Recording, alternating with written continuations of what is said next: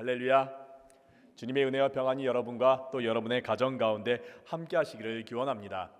2010년 8월에 칠레 대지진으로 말미암아 구리광산에 붕괴로 33명이 매몰된 사건이 있습니다. 구리광산 700m, 지하 700m의 33명의 광부가 매몰되었는데, 이 매몰된 사건을 가지고 영화로 된 것이 바로 33이라는 영화가 있습니다. 빠져나올 수 없는 깊은 구덩이에 갇힌 33명은 힘든 조건 가운데 있었습니다. 무더위 속에 있었고요, 또 깊은 어두움과 또 두려움과 또 부족한 식량으로 말미암아 굉장히 절망적인 상황 가운데 있었습니다. 이런 힘든 상황 가운데 어떠한 광부가 이렇게 말합니다. 우리 함께 기도합시다. 우리 함께 기도합시다. 포기하고 싶은 상황 속에서 기도가 무슨 상관이 있겠냐마는 생각할 수 있겠지만, 모두는, 그때 33명 모두는 그래 우리 함께 기도하자라면서 기도하기 시작했습니다. 하나님께서 이 가운데 우리와 함께하여 주시고 우리를 구원하여 주시고 모든 것이 주님의 손 안에 있음을 믿으며 그들은 기도하기 시작했습니다. 그렇게 기도하면서 하루하루를 버티며 나가던 중 2달 69일 만에 그들은 전원이 구출되었습니다. 34명 전원이 구출되면서 그 놀라운 사건을 가지고 많은 사람들이 취재하고 또 많은 사람들이 몰려와서 그 구출되는 사건을 바라보던 가운데 구출된 한 명이 이렇게 고백합니다. 우리는 33명이 아니라 우리와 항상 함께 있었던 하나님까지 포함하여 34명이었습니다 라고요. 주님께서 그 깜깜하고 막막한 현실 가운데 그들을 돌봐주셨고 함께하여 주셨고 그들을 건져주셨다라는 고백이 그들 가운데 있었습니다. 주님께서는 우리가 절망 가운데 있을 때, 또 깜깜한 현실 가운데 있을 때 우리를 그저 내버려 두는 분이 아니라 우리를 구원하시기 위하여 우리에게 다가오시는, 또 우리와 함께 하시는 임마누엘의 하나님이십니다. 사랑하는 성도 여러분, 여러분의 삶 가운데 주님이 함께하고 계십니까? 그리고 예수님께서 우리를 위하여 지금 오심을 여러분들은 믿고 계십니까? 오늘 여러분과 함께 나눌 말씀은 이사야서입니다. 이사야서는 구약의 복음서라고 불릴 만큼 정말 우리에게 귀한 은혜의 말씀들을 많이 담고 있습니다. 특별히 예수님의 탄생에 대한 예언의 말씀들이 곳곳에 담겨 있어서 복음서에서 이 이사야서의 말씀을 많이 인용하곤 합니다. 그 중에서 우리가 정말 잘 아는 말씀이 있습니다. 이사야 7장 14절에 있는 말씀. 그러므로 주께서 친히 징조를 너희에게 주실 것이라. 보라, 처녀가 잉태하여 아들을 낳을 것이요 그 이름을 임마누엘이라 하리라. 예수님의 탄생의 소식에 대한 예언의 말씀, 대표적인 예언의 말씀입니다. 우리가 연약할 때, 우리가 믿음이 흔들리고 있을 때, 우리가 정말 어떻게 살아가야 될지 막막한 그런 상황 가운데 놓여 있을 때 하나님께서 우리에게 징조를 하나 보여주시는데, 임마누엘, 우리와 함께 하심이라는 징조로서 예수 그리스도를 이 땅 가운데 보내주셨다라는 것이지요. 예수님께서 이 땅 가운데 오심, 2000년 전에 이 땅 가운데 오심 그 자체가 바로 하나님께서 우리와 함께 하신다라는 그 증거라는 것입니다. 하나님은 우리를 너무나 사랑하셔서 또 우리와 함께 하시기를 원하고 계셔서 이 땅 가운데 친히 오셨습니다. 잠시 인간을 체험하시기 위하여 간접처럼 인간처럼 오신 것이 아니라 우리와 정말 함께 하시기 위하여 우리의 아픔과 우리의 어려움과 우리의 힘듦을 직접 들어주시고 또 함께 하시기 위하여 이 땅에 친히 인간으로 오신 것이 바로 예수님께서 이 땅에 오신 사건입니다. 이런 임마누엘의 하나님, 임마누엘의 주님이 오늘 본문 9장에서는 큰 빛으로 우리에게 오심을 나타내고 있습니다.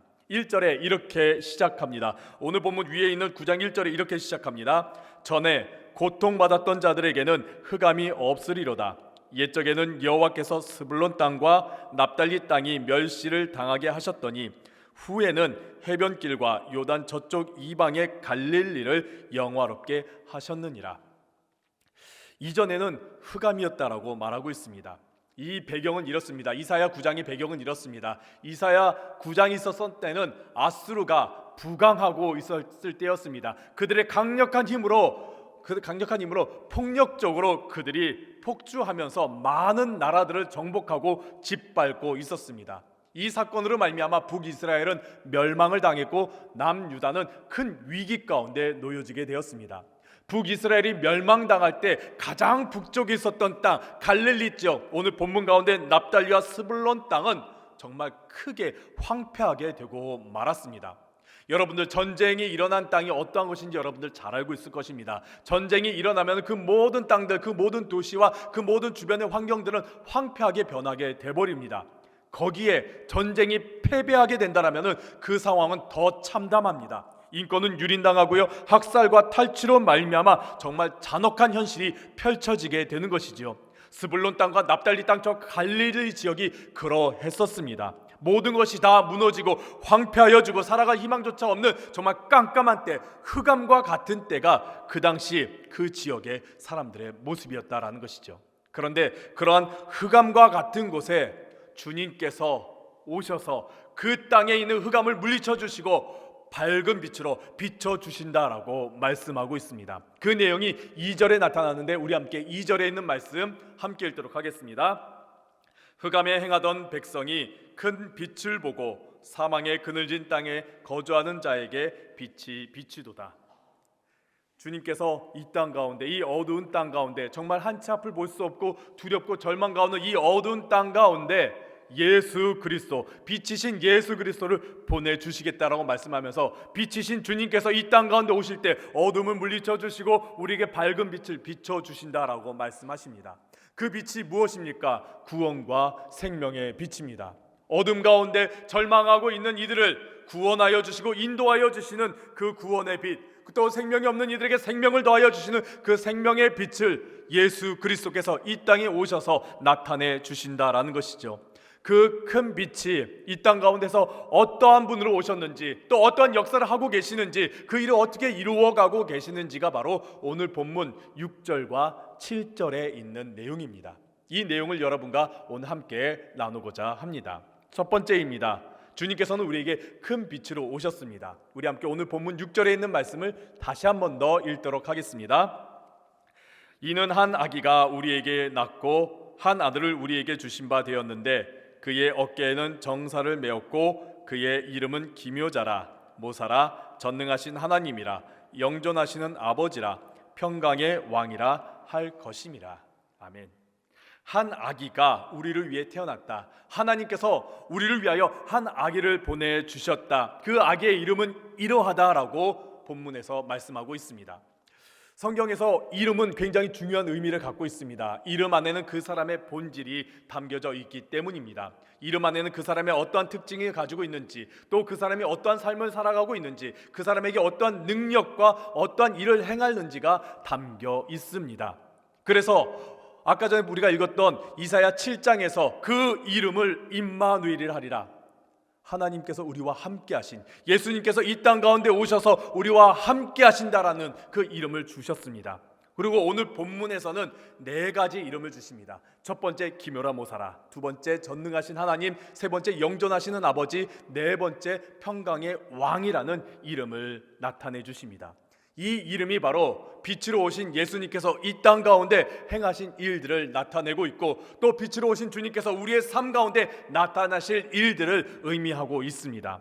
첫 번째 기묘라 모사라, 이 단어가 둘로 나누어진 것처럼 보이지만은 히브리어 원어로 보면 펠레 요에치라 그래가지고 기묘한 모사라는 의미를 가지고 있습니다. 기묘한 모사, 그 뜻은 어떤 것이냐? 놀라운 지략가, 전략가, 혹은 놀라운 상담가, 카운슬러라는 뜻을 가지고 있습니다. 어두운 세상 가운데 우리를 빛으로 인도하시는 그런 의미를 가지고 있는 것입니다. 이 부분에 대해서 영국의 유명한 목회자 찰스 스펄전은 이렇게 말합니다. 인류가 무너진 것, 인류가 이렇게 황폐하게 무너진 것은 최초의 잘못된 카운슬러, 상담가를 만났기 때문이다라면서 이렇게 이 내용을 풀어갑니다. 이 세상이 멸망당한 것은 한 카운슬러, 상담가 때문이었다. 뱀으로 가장한 사탄이 뛰어난 교묘함으로 여인을 꼬드겨 하나님과 같이 되리라는 헛된 희망으로 성과 악을 아는 나무실과를 먹게 하지 않았는가? 그렇기에 세상을 파괴한 상담가가 존재한 것처럼 세상을 회복할 상담자가 필요한 것이 당연합니다 라고요. 하나님께서 우리에게 오셔서, 예수 그리스도께서 이 땅 가운데 오셔서 우리에게 정말 우리의 아픔과 우리의 어려움을 들어주시고 또 우리에게 귀한 말씀을 더하여 주시면서 우리를 빛으로 인도하여 주시는 그 기묘한 모사, 놀라운 상단가의 모습으로 이 땅 가운데 우리에게 오셔서 나타내 주셨다라는 겁니다. 두 번째는 전능하신 하나님입니다. 히브리어로는 엘 기포르라고 하는데 뜻은 강력한 용사, 강력한 군사 지도자라는 의미를 가지고 있습니다. 어둠을 물리쳐 주시고 어둠에서 승리하여 우리를 해방케 해주시는 그런 빛의 의미를 가지고 있습니다. 특히 전능하다라고 해서 강력한 그 힘의 모습만 나타내는 것이 아니라 전쟁과 같은 그런 상황 속에서도 가난한 자, 연약한 자, 부족한 자를 보호하고 지켜주시는 보호자의 모습을 또한 담고 있습니다. 이어지는 영존하시는 아버지, 히브리어로 아비아드라고 그러는데 영원하신 아버지라는 뜻이지만은 이 영원이라는 게 시간이 끝이 없음이라는 그런 의미보다는 시작이 있고 끝이 있는 그 과정 가운데서 계속 이어지는 영원을 말하고 있습니다. 과거에도 있었고 지금도 있고 또 앞으로도 있을 그 영원에 대해서 그 모든 일을, 그 모든 과정 가운데 일하시는 하나님을 나타내고 있는 겁니다. 시작하신 것이 있다라면 하나님께서 그것을 반드시 이루어가고 완성하신다라는 그 영원의 의미를 담고 있습니다. 그래서 요한계시록에서는 이를 가지고 이렇게 말합니다. 나는 알파요 오메가라고요. 요한계시록 1장 8절에 이렇게 말씀합니다.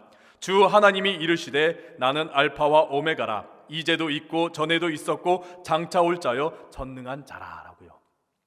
영존하시는 아버지가 바로 이러한 의미를 갖고 있습니다. 우리에게 주신 그 약속의 말씀들 시작하셨으면 반드시 이루어 주신다라는 겁니다. 우리가 어둠 가운데 있었을지라도 하나님께서 우리를 구원하신다는, 우리에게 빛을 주시는 그 약속의 말씀이 우리에게 반드시 이루어지고 지금도 이루어지고 있는 가운데 있다라는 것이 바로 영존하신 아버지의 내용이다라는 것이죠. 그리고 마지막으로 네 번째가 평강의 왕입니다. 평강의 왕, 평화의 지도자, 또 평화의 청직이라는 의미를 가지고 있습니다. 여기에 있는 평화는 힘으로 이루어지는 평화가 아닙니다. 세상은 평화를 어떻게 이루려고 합니까? 힘으로 이루려고 하지요. 당시 사회 팍스 로마라라고 해갖고 로마의 힘으로 말미암아 모든 것을 다 평정하고 평안한 상태를 이루려고 했습니다. 하지만은 어떠합니까? 그것이 정말 평화일까요? 그렇지 않죠. 그 로마 사람들에게 있어서 평화일지 모르더라도 그 외의 사람들은 어둠과 같은 힘든 시간 가운데 있었고 전쟁의 불씨가 곳곳에 남아 있습니다. 현대사회도 마찬가지입니다. 현대사회는 미국이라는 강력한 힘이 평화를 이루는 것처럼 우리는 보고 있습니다. 하지만은 그 평화는 화해의 평화가 아닙니다. 힘으로 짓누른 평화와 같은 것이지요. 그렇기 때문에 이 힘이 무너졌을 때, 이 힘의 균형이 무너졌을 때 어떤 일이 일어납니까? 곧바로 전쟁이 터지거나 문제가 터지지요. 지금에 있는 모든 전쟁들이 그러한 모습이지 않습니까?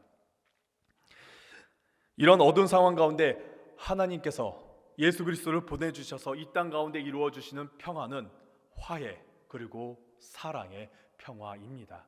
그 빛을 우리에게 비춰주시는 겁니다. 이 땅 가운데, 이 어두운 세상 가운데 빛을 비춰주실 분은 오직 예수 그리스도이십니다. 주님만이 이 땅에 오셔야지만이 이 땅에 밝은 빛이 비춰줄 수가 있습니다. 우리의 인간의 힘으로 어찌하더라도, 아무리 노력하더라도 그 빛을 이룰 수가 없습니다. 16세기에서 18세기 사이에 계몽운동이 일어났었습니다. 계몽주의가 일어났습니다. 그 계몽이라는 단어의 뜻이 무엇입니까? 계몽이라는 단어의 뜻은 바로 어둠을 물리치고 빛의 시대가 온다는 뜻을 가지고 있습니다. 한자의 계몽도 마찬가지입니다. 열개자 어둘 몽자를 쓰기 때문에 어둠이 물러나고 빛으로 열어간다는 빛의 시대가 온다는 그런 의미를 가지고 있죠. 다 뜻만 보더라도 좋은 뜻 같지만은 이 계몽주의 시대에는 어떤 의미를 갖고 있냐면 하나님을 전적으로 배제한 상태에서 인간의 힘으로 이성적인 사고, 또 합리적인 사고, 또 과학적인 사고로 이 세상의 어두운 부분을 물리치고 빛의 시대를 열겠다라는 그런 인간 중심적인 생각을 가지고 있습니다. 정말로 그런 계몽주의 운동으로 말미암아 많은 부분이 눈부시게 발전했습니다. 학문은 정말 눈부시게 발전했고 과학의 기술도 눈부신 발전을 이루었습니다. 정말 많은 문명의 발전을 이루었지만은 그 이면에는 어두운 부분이 너무 짙게 들어지고 말았습니다. 계몽주의가 일어난 그 유럽 사회는 빛이 비춰졌을지도 모릅니다. 그들의 개개인의 삶에는 풍족함과 정말 많은 것을 누리면서 정말 그들의 풍요 가운데 빛을 누렸다라고 말할지 모릅니다. 하지만은 다른 많은 지역은 어두웠습니다. 그때 어떤 일이 일어났냐? 식민주의, 제국주의가 일어나고 말았습니다. 많은 아메리카 지역과 아프리카 그리고 동양의 많은 나라들이 식민지가 되어버리고 말았죠. 탈취와 착취가 일어나면서 많은 것을 잃어버리고 말았습니다. 대신에 열강들, 당시의 열강들, 유럽의 많은 열강들은 많은 부를 누리고 많은 착취를, 많은 것을 가짐으로 말미암아 그들은 정말 윤택한 삶을 살면서 그들은 어떤 말을 했습니까? 자신들은 영원히 해가 지지 않는 나라라고 말했습니다. 그들에게는 빛이 비쳤을지 몰라도 세상의 많은 나라들은 어둠 가운데 빠지고 말았습니다. 그 짙은 어둠의 결과가 무엇으로 나타났습니까? 세계전쟁으로 나타났습니다. 인간의 힘으로는 이 세상에 빛을 비출 수가 없습니다. 우리도 정말 어떻게 이 세상에, 이 땅 가운데 정말 새로운 지도자가 나타나서 빛을 비춰주길 바라지만은 어떠합니까? 시간이 지나면 어떠합니까? 더 어두워지는 것을 우리는 경험하고 있습니다. 주님께서 이 땅 가운데 오셔야지만이 이 땅에 빛이 회복되고 빛이 비춰질 수가 있는 것이지요. 우리나라도 마찬가지였습니다. 우리나라가 가장 어두울 때가 언제입니까? 일제강점기 때이죠. 일제강점기 그 어두운 시대를 지나서 우리가 해방되었을 때 우리는 그날을 뭐라고 부릅니까? 광복절이라고 부릅니다. 다른 나라들은 독립기념일, 다른 나라는 해방절이라고 말하는데 우리나라만 유독히 광복절이라고 말합니다. 그 광복의 뜻이 무엇입니까? 빛을 되찾았다라는 뜻이지요. 빛을 되찾았다. 다른 나라들은 독립기념일, 독립했다라고, 독립을 쟁취했다라고 말하는데 우리는 빛을 되찾았다고 말합니다. 왜 그럴까요? 돌아가신 함석헌 선생님께서 자신의 저서 뜻으로 본 한국 역사를 보면은 8월 10일 이 광복절에 대해서 이야기하는 부분이 있습니다. 함석헌 선생님은 이렇게 말합니다. 아무도 해방 그 종살이의 끝이 오리라곤 예측하지 못했다. 1945년 8월 15일 갑자기 해방되었다. 도둑같이 뜻밖의 왔다. 이 나라가 해방될 줄은 미리 아는 사람은 하나도 없었다. 아무도 모르는 것은 아무도 그 일을 꾸민 사람이 없다라는 것이다. 사람이 꾸미지 않고 온 것은 하늘의 선물이다. 하늘이 직접 준 해방이다. 아무도 여기에 대하여 공로를 주장할 자가 없다. 하나님께서 뜻이 있어서 우리에게 값없이 생명의 길을 열어주셨다. 우리나라의 광복, 그 광복절의 역사를 보면은 정말 그날이 갑자기 온 것을 보게 됩니다. 그날 8월 15일 광복됐다라는 소식을 안 사람이 정말 드물 정도로 광복은 갑자기 우리에게 임했습니다. 우리는 해방했습니다. 그 모든 일들이 어떤 사람의 일들이나 사람의 노력에 이루어진 것이 아니라 하나님의 계획과 뜻 가운데 이루어졌기 때문에 우리는 우리가 스스로 독립했다라는 독립기념일이 아닌 광복이라는 우리 단어를 사용하게 되는 것일지도 모릅니다. 예수님은 우리에게 큰 빛으로 오시는 분이십니다. 우리의 어두운 삶 가운데 빛으로 오시는 분이시고 예수님만이 우리의 삶 가운데 빛을 비춰주실 수 있는 분이십니다. 그렇기에 우리는 예수님을 기다리고 있습니다. 이 어두운 시대 가운데, 이 어두운 삶 가운데 주님께서 오셔서 이 땅 가운데 밝은 빛을 비춰주시기를 바라며 우리는 기다리고 있는 것이지요. 그러한 역사가 어떻게 일어나느냐 7절 가운데 말씀하고 있습니다. 우리 함께 7절에 있는 말씀 함께 읽도록 하겠습니다. 그 정사와 평강의 더함이 무궁하며 또 다윗의 왕자와 그의 나라에 군림하여 그 나라를 굳게 세우고 지금 이후로 영원히 정의와 공의로 그것을 보존하실 것이라. 만군의 여호와의 열심히 이를 이루시리라. 아멘. 빛이신 주님께서 이 땅에 오셔서 우리의 삶 가운데 어떻게 빛을 비춰주시냐? 평화와 공의와 정의로 굳게 세우는 나라를 이루며 만들어 가신다라는 겁니다. 굉장히 이상적인 나라를 뜻하고 있습니다. 근데 이 부분에 대해서 좀 더 구체적으로 말하는 부분이 있습니다. 이사야 11장에 있는데 예수님께서 이 땅에 오셔서 어떻게 정의를 행하시는지, 어떻게 공의를 펼쳐 나가시는지, 어떻게 평화의 날을 이루어 가시는지에 대해서 자세히 말하는 내용이 있습니다. 이사야 11장 6절에서부터 8절까지 있는 말씀인데 우리 함께 이 부분도 함께 읽도록 하겠습니다. 함께 읽겠습니다. 그때에 이리가 어린 양과 함께 살며 표범이 어린 염소와 함께 누우며 송아지와 어린 사자와 살진 짐승이 함께 있어 어린 아이에게 끌리며 암소와 곰이 함께 먹으며 그것들의 새끼가 함께 엎드리며 사자가 소처럼 풀을 먹을 것이며 젖 먹는 아기가 독사의 구멍에서 장난하며 젖된 어린 아이가 독사의 굴에 손을 넣을 것이라. 이 약육강식의 그런 세상이 아니라, 적자생존의 그런 세상이 아니라, 빈익빈 부익부 그런 시스템이 움직이는 세상이 아닌, 세상의 법칙이나 이해나 논리로 움직이는 것이 아니라 하나님께서 다스리는 나라, 강자나 약자나 부한자나 가난한 자나 장애인이나 비장애인이나 건강한 자나 그렇지 않은 자나 노인이나 젊은 자나 모두가 다 똑같이 함께 어울리고 모두가 다 한 식탁에 앉아 똑같은 음식을 먹으며 그 안에서 어떠한 다툼이나 쟁취나 복수나 감정이 없는 하나님께서 다스리는 나라, 하나님께서 이루시는 그 평화, 예수님께서 이 땅 가운데 비춰주실 빛의 세상의 모습이다라는 겁니다.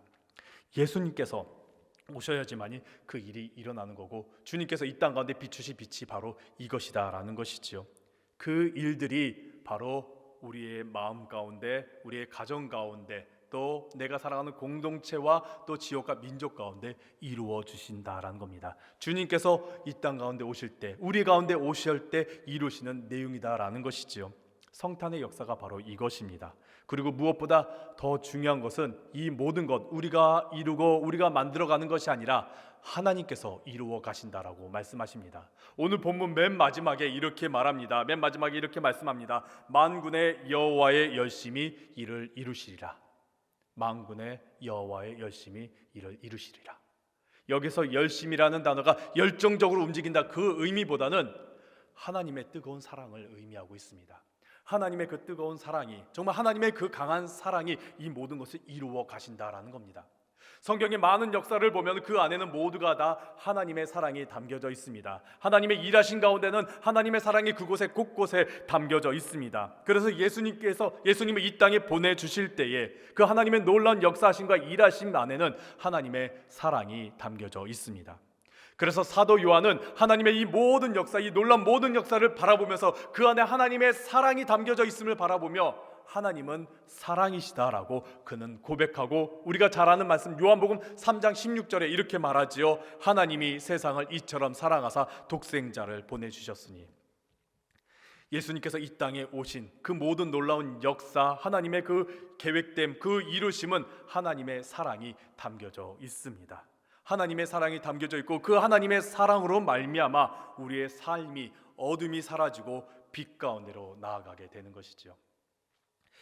가이드 포스트라는 이제 기독교 월간지에 이제 실린 이야기입니다. 미국 아칸소주에 있는 리키 디스티라는 여성이 있는데, 그분은 미국의 작은 마을 교회 목사님의 아내입니다. 그분의 어린 시절은 참 암울했다고 합니다. 아버지는 늘 술을 마시면서 술 취한 상태로 엄마와 자신을 폭행했다라고 말합니다. 그러면서 아버지가 너무 싫었다고 합니다. 매일 술 마시지요. 그리고 때리지요. 거기다 외도까지 하지요. 그러면서 정말 자신의 그 어린 시절이 너무나 피폐했다라는 것이죠.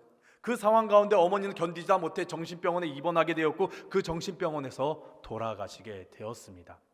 장례식을 치르는 날 아버지는 장례도 치르지 않고 그냥 훌쩍 떠나버리고 말았답니다. 그래서 두 번 다시 아버지 안 만나리라, 두 번 다시 아버지 안 만나고 아버지 돌아가셔도 내가 장례 치르지 않으리라고 결심하면서 그렇게 살아갑니다. 그렇게 살아가던 도중에 빌리그레암 목사님의 그 전도 집회의 말씀의 은혜를 받아 변하기 시작했고, 지금의 자신의 남편, 정말 믿음의 가정 가운데 있는 자신의 남편을 만나서 정말 믿음의 좋은 가정을 꾸리면서 평안한 삶을 살게 되었다라고 합니다.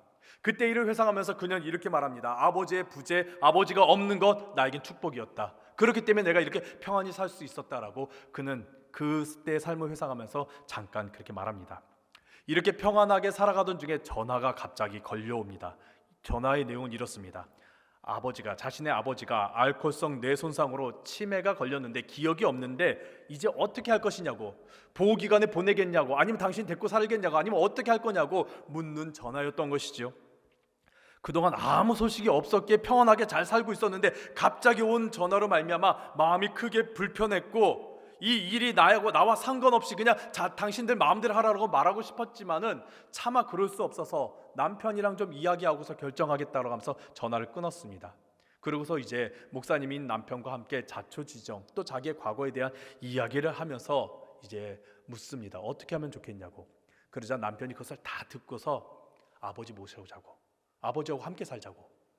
리키는 당황하면서 그러고 싶지 않다고 거부하려고 그랬는데 남편이 충분히 잘할 수 있다라고, 내가 잘하겠다라고 설득하면서 아버지를 모시러 오기로 합니다.